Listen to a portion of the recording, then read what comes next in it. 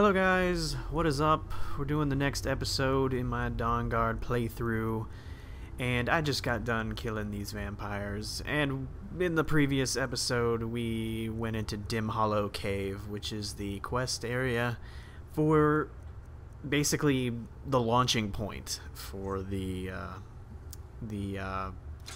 what are we playing again? Dawnguard, the Dawnguard quest line. So Dim Hollow Cave is basically going to be, I think, where you pick your sides. I don't know how it goes the other way, because I played through and I made my decisions to join the vampires, so I don't exactly know the specifics of how you make your choice, but you got to kill these fools anyway. And they do make reference to, if you watch the previous episode, they do make reference to the fact that they ate the the guy that said he was going to meet you here. So apparently he went into the cave without you and decided to get his wee self eaten, which sucks for him. But here I am having trouble with some doors. I have trouble with doors in this game. I don't know why. I think it's because I make it more complicated than it has to be. I always think that the lever is right in front of me, and it never is. It's always kind of hidden somewhere. So I never spend too much time thinking about it.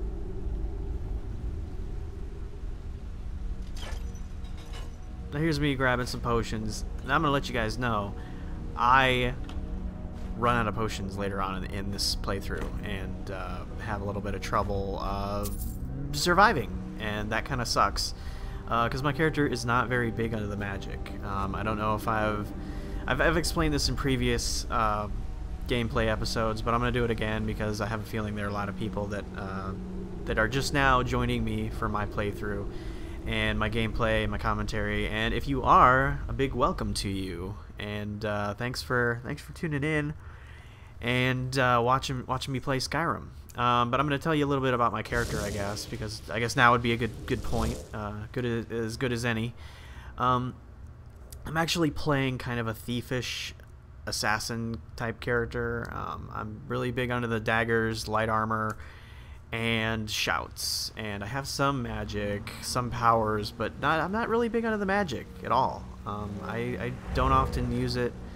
Unless I absolutely have to. There have been some instances where I have used it, but for the most part, I'm not really going magic on this character at all, and that's kind of limited a lot of what I can do. And a lot of people look at me and go, "What are you talking about? You don't do magic. That's like the best part of Skyrim."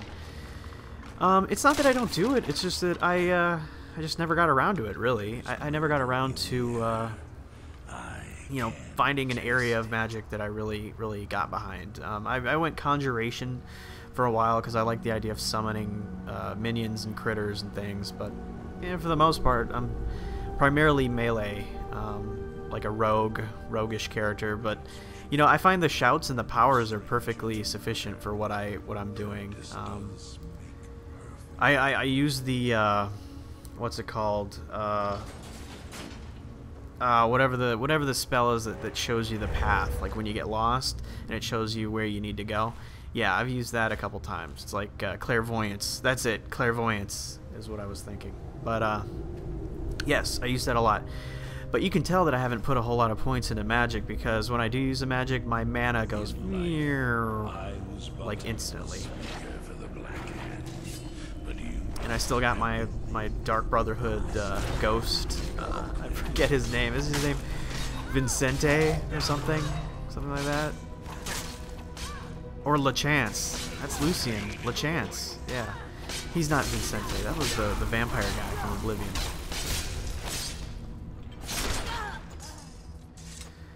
But he's a good partner. He shows up every now and then. I don't actually have a partner yet. I fix that later on in the playthrough, but right now I'm just kind of soloing this, and for the most part I do pretty well. These death hounds, I've found that I didn't really talk about these, and I feel kind of ticked that I turned off the commentary before I got a chance to talk about the death hounds. The death hounds are one of the new critters in Dawnguard. and they are kind of like vampire demon dogs, and they are really, really powerful up close. Like if they get up to you and they start gnawing on you, you're gonna be in trouble. But for the most part, they're kind of weak. I mean, you can dispatch them fairly quickly. They are not too much trouble, but they can dish out a lot of damage. I found, especially when they're in packs. And I always laugh when I get these big ice shards stuck in my brain. It just looks so ridiculous.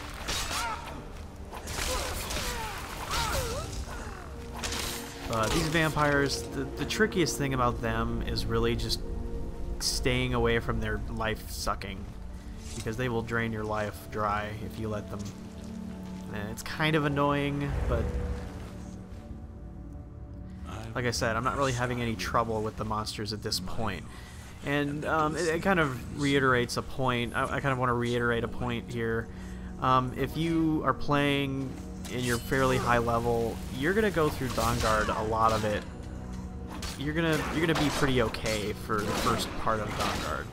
It isn't until later that it actually ramps up in difficulty a little bit. So don't worry if you're playing right away and you realize you're just steamrolling everything and nothing can really hurt you.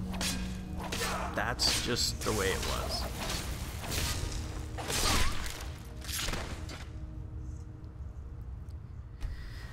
And here I'm feeding off of dead vampires. I collected all this vampire dust over my entire playthrough, and I realized that I have no idea what to do with it. I've been meaning to get some more recipes for my potion making, but I've never gotten around to it. Every time I tell myself that I'm gonna do it, I get to the table and I realize I don't have any potions. So I've been eating a lot of the materials that I find to try and generate some effects and whatnot.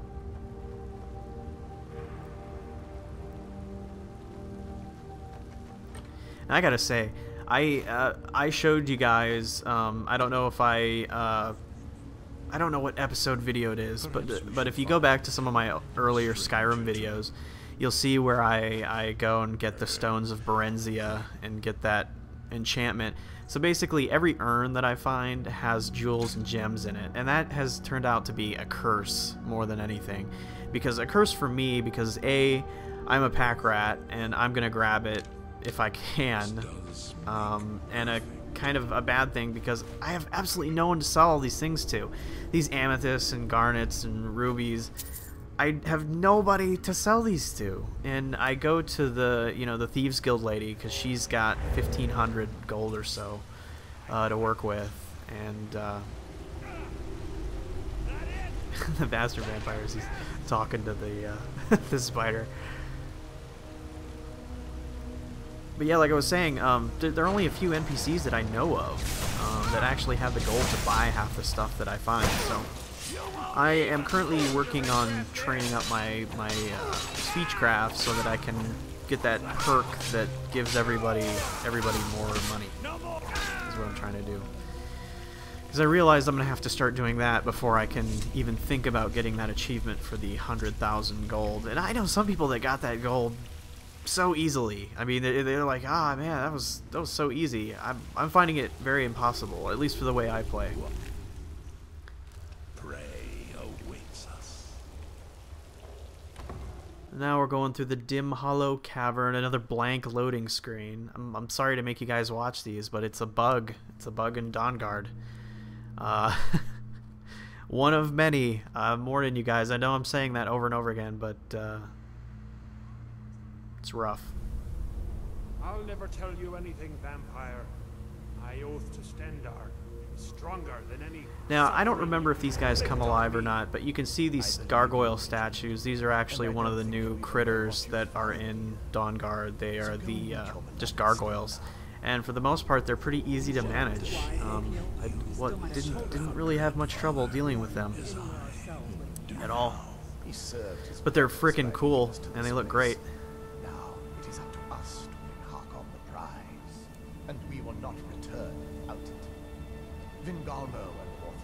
And I like that. I kind of did an epic jump, leapt down there and take these guys out.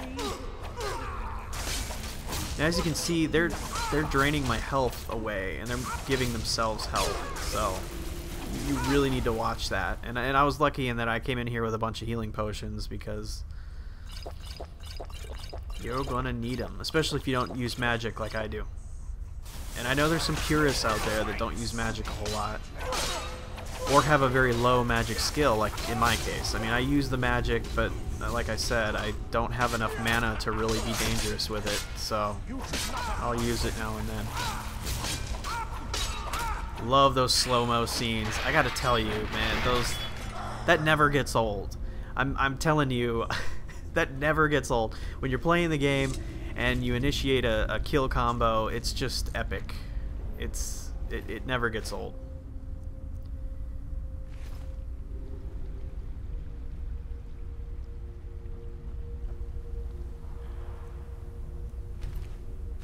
Now, for the most part, I played Dawnguard. Took me about, I want to say, a little over 9 hours. Maybe let's round it up to 10. About 9.5, 10 hours to play. And I pretty much looted everything. As you're going to see here, I make a conscious effort to try and loot everything, to see everything. There are a lot of people that I read an article, I guess, and a lot of people confirmed this, that somebody said that there was 30 hours of gameplay with Dawnguard. Somebody said that there was 20. I don't see that happening. You will see here that there is an area of the Soul Cairn which I could see taking another 10 hours tops. I mean, that's absolute tops, but it involves a lot of collecting and things like that. But for the most part, the main thing that we were doing, the quest, took about 10 hours. So in that way, I don't know, it felt a little short. And I'm not complaining. I'm not complaining at all, because the features that they introduced here are really epic, and the the additional items and the followers and stuff, that's fine. I mean, it was all icing on the cake, but it would have been nice if Dawnguard was a little bit longer, like maybe had a little bit more substance to the main quest. I don't feel like I rushed through it. I mean, I don't feel like I blazed through it without really taking my time. So I don't know. It took me about 10 hours. And if it takes me about 10 hours, it's probably going to take you guys less, because I'm a pretty casual gamer. I'm gonna tell you guys right now, I'm pretty casual. I do not claim to be an expert. I don't claim to be a pro at all, but I do enjoy games, and that's all there is to it. Now, this mission, I had just like a complete brain freeze during this mission, and you're gonna see me struggle with it for a bit. This mission, you basically just have to light all the torches, and it's a very simple, game. I make it look a lot more complicated than it is. You just need to light all the torches and connect all the flames, and it took me a couple tries, but I finally got it. I finally rearranged them to the point where they were good. But this is another one of the puzzles. I don't remember there being a whole lot of puzzles in Dawnguard at all. There probably are a couple. I mean, there a couple, but not nearly as many as the playthrough of Skyrim itself. So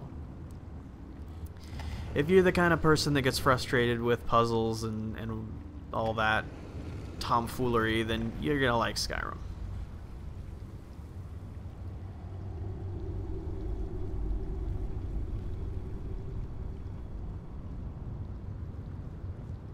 And I'm like, what's going on? I just can't figure it out. Don't worry, guys. I'm gonna get it in a sec here.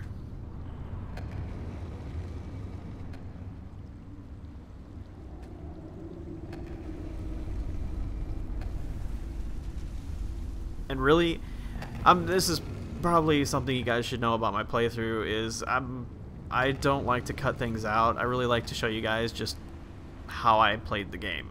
And so you're gonna see some mistakes. You're gonna see me miss stuff. You're gonna see me get lost, to run into walls and things like that. I'm just kind of figuring it out as I go along, and This is definitely not a pro playthrough, but I kind of just want to share my thoughts and you know, kind of give you a perspective of how a more casual player would be going through here.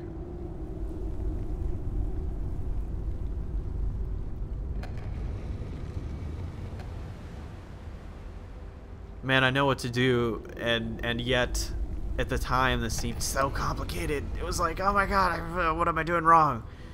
But I eventually figured it out.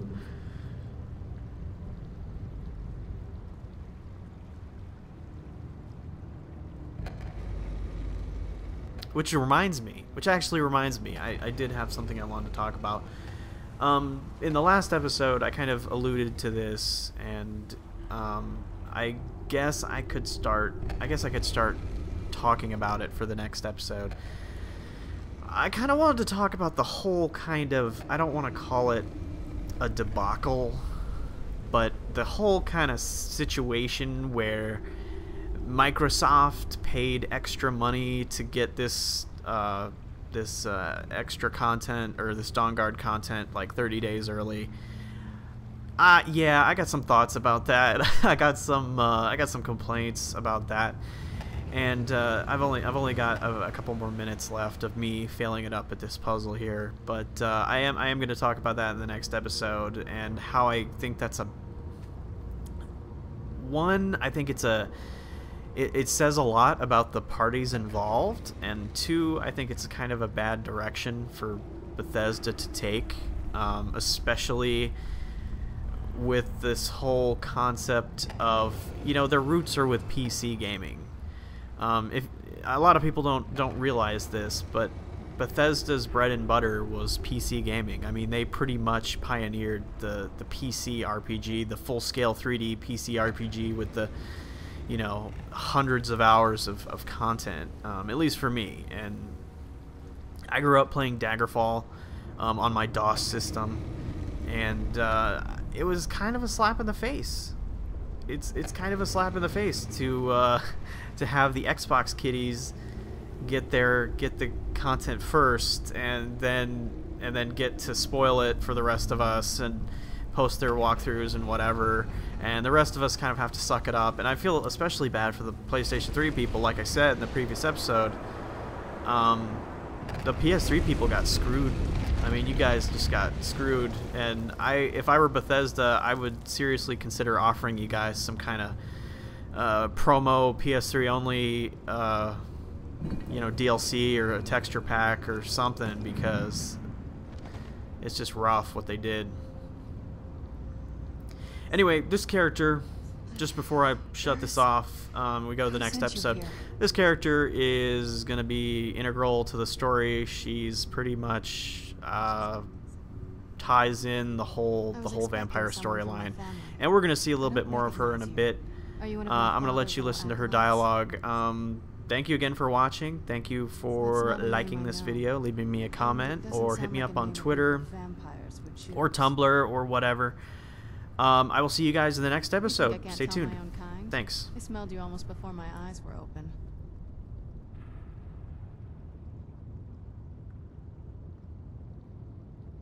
That's complicated. And I'm not totally sure if I can trust you. But if you want to know the whole story, help me get back to my family's home. My family used to live on an island to the west of Solitude. I would guess they still do. By the way, my name is Serana. Good to meet you. Yes, it is. And it's mine.